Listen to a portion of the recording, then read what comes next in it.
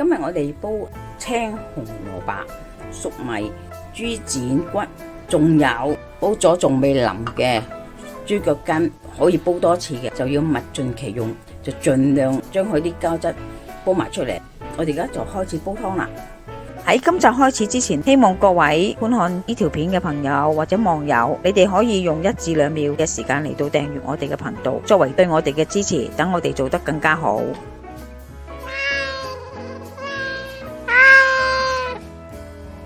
阿媽廚房，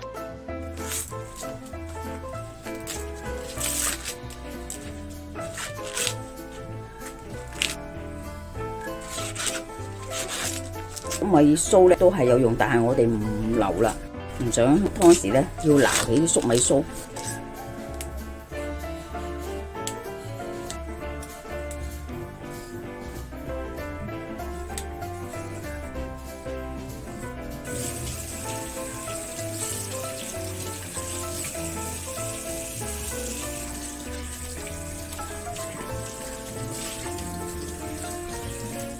個頭切咗佢。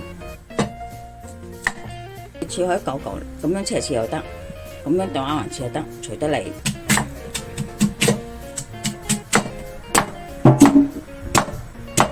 嗱，呢部分都係藥材之一嘅嚟嘅。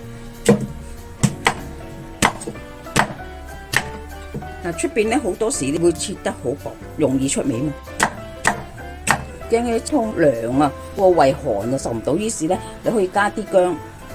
但有啲人唔係好贊成加薑啊，加你都要加噶啦，為咗你想有湯飲。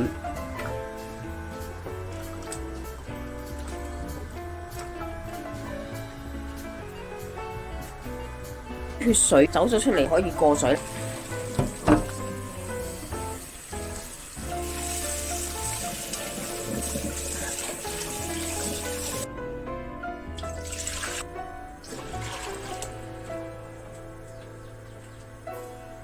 先就落咗上次煲未腍嘅豬腳筋落去先，果皮一塊，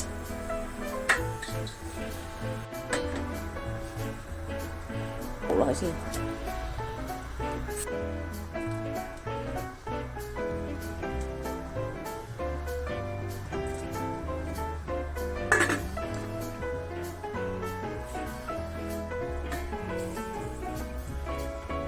你想湯真係好清熱嘅話，先落青蘿蔔，後放紅蘿蔔。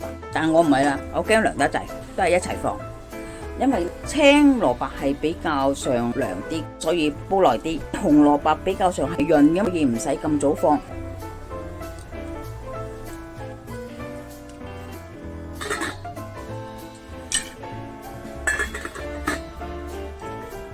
基本係煲好噶啦。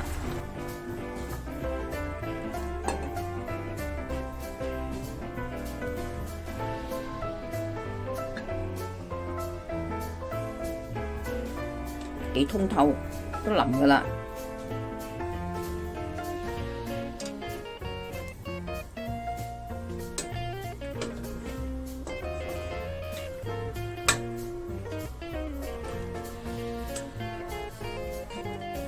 湯咧唔肥噶吓。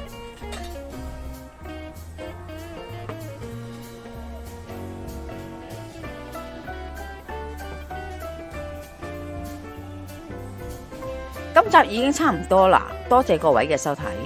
詳細食譜我哋會上傳喺 Facebook 嘅專頁裏邊，有興趣嘅話可以查閱。另外，如果喜歡我哋頻道嘅話呢，可以訂閱我哋嘅頻道，以作對我哋嘅支持。希望大家喜歡，我哋下集再見啦，拜拜。